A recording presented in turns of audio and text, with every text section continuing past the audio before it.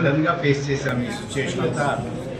Very few minutes, that is 2 to 4 minutes time.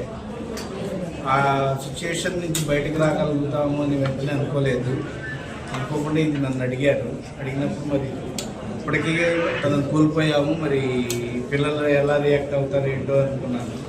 కానీ I feel very proud on their decision. This is their decision only.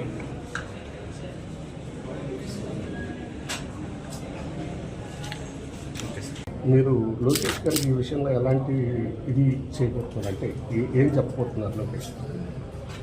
ఇలాంటి మంచి కార్యాలకి ఇంకా ఎంతో సహకారం అందించి కొంతమందికి జీవనదానం అందించారు. యాక్చువల్గా అది నేనైతే ఎక్స్పెక్ట్ చేయలేదు తన విషయం ఆ సిచ్యువేషన్కి వస్తుందని.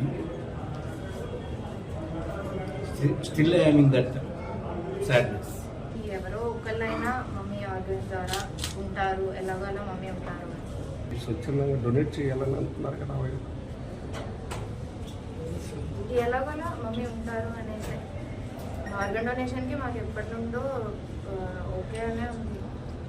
ఇదర్ మాకేమైనా ఎవరికేమైనా ఫ్యామిలీ అంతా ఓకే అనుకునే ఉన్నాము ఎప్పటి నుంచి.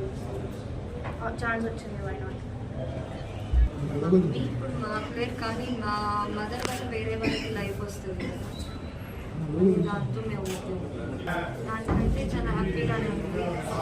ఫ్రాక్షన్ ఆఫ్ సెకండ్స్లో వేరే వాళ్ళకి వెళ్ళి వాళ్ళకి హెల్ప్ అవుతుంది. ఏపీ ఐటీ మంత్రి నారా లోకేష్ చొరవతో ఓ ప్రాణం నిలిచింది. ఇక బతుకుపై ఆశలు వదిలేసుకున్న ఓ నిరుపేదకు గుండె అమరింది. ఓ ప్రాణాన్ని నిలపడం కోసం సొంత డబ్బుతో నారా లోకేష్ ప్రత్యేకంగా విమానాన్ని సమకూర్చారు. బ్రెయిన్ డెడ్ అయిన ఓ మహిళ గుండెను మరో మహిళకు అమర్చడం కోసం సాయం చేయమన్న ఒక్క మెసేజ్తో ఆయన ప్రత్యేక విమానాన్ని ఏర్పాటు చేశారు. అంతేకాదు గుంటూరు నుంచి తిరుపతి వరకు గ్రీన్ ఛానల్ ఏర్పాటు చేయించారు.